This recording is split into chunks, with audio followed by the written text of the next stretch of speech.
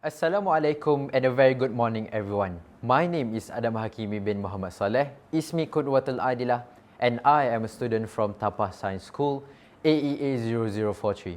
Before I begin, let me introduce myself in three key aspects: leadership, curriculum, and academics. Firstly, in the terms of leadership, I currently serve as a member of the Student High Council at SESTA, where I contribute to the betterment of our school. Secondly, in the term curriculum, I've honed my public speaking skills, achieving third place in a public speaking competition, and I've also participated twice in a state-level debate championship, and I had the honor of joining a national-level SBP Prime Minister Debate Challenge Championship in 2034. I'm also passionate about sports, particularly rugby. I've represented my school over 3 times in national-level championships, all of this while maintaining a top 50 spot in my academic cohort. Today, I'd like to take you to a journey full of adventure, magic, and unlikely heroes. I'm talking about The Hobbit by J.R.R. Tolkien, a book that has enchanted readers for generations and laid the very foundation for the entire fantasy genre as we know it today. The Hobbit, first published in 1937, is more than just a prelude to the legendary Lord of the Rings trilogy. The book roughly spans about 300 to 400 pages, depending on the edition. But within those pages lies a vast world called the Middle-earth, a place so meticulously created that it feels as real as our own.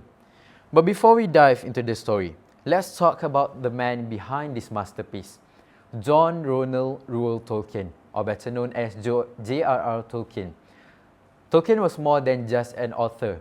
He was a professor, a scholar, a philologist, and also a soldier during World War I. His deep love for languages, mythology, and ancient literatures greatly influenced his writing, allowing him to create the richly detailed world of the Middle-earth, complete with its own languages, history, and cultures.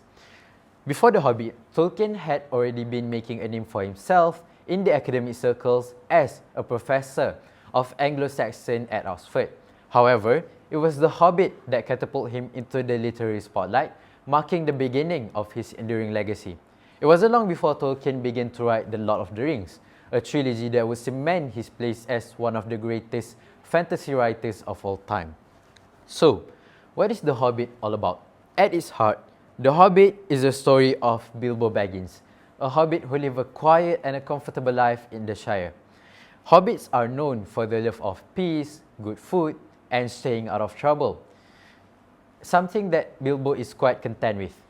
However, Bilbo's life takes an unexpected turn when suddenly Gandalf the Wizard arrives at his doorstep along with a company of 13 other dwarfs led by Thorin Oakenshield. The dwarfs are on a quest to reclaim their lost homeland Erebor and its vast treasure from the fearsome dragon Smaug. They need a burglar to help them on this journey, and to Bilbo's dismay, Gandalf has chosen him. Reluctantly, Bilbo sets out on this journey, leaving the far comfort from his hobbit hole. Along the way, the group encounters trolls, goblins, elves, giant spiders, and even wolves. As the story progresses, Bilbo becomes more confident and resourceful, ultimately playing a crucial role in the success of the quest. Not only did he manage to help the dwarves reclaim their lost homeland, but also bring a peace between warring factions. By the end of the story, Bilbo returns to the Shire, forever changed by his experience and with a treasure far greater from gold, the knowledge of his own strength and courage. Now, let's talk about one of my favorite scenes in the book, the encounter between Gollum and Bilbo. Now, this scene is a masterclass in tension and suspense. Lost in the dark tunnels of the Misty Mountains, Bilbo meets Gollum, a creature twisted by years of solitude and the obsession with the ring he calls his precious. The two exchange in a game of riddles, with the stakes being Bilbo's life. If Gollum wins, Bilbo will be eaten. But if Bilbo wins, Gollum will show him the way out.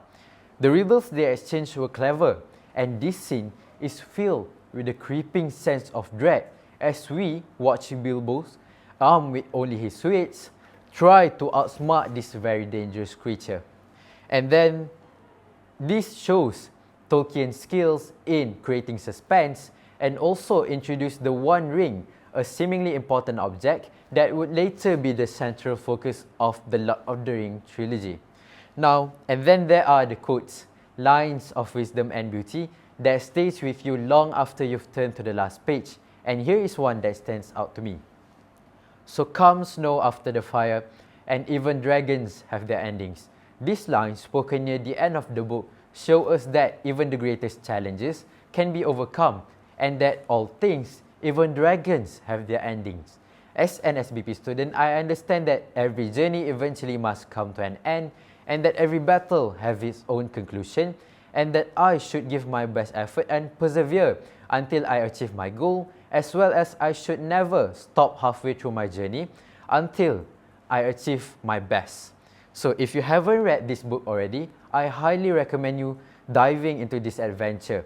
Whether you're reading it for the first time or you're revisiting it after many years, The Hobbit has something new to offer to you every time. And with that, I thank you very much.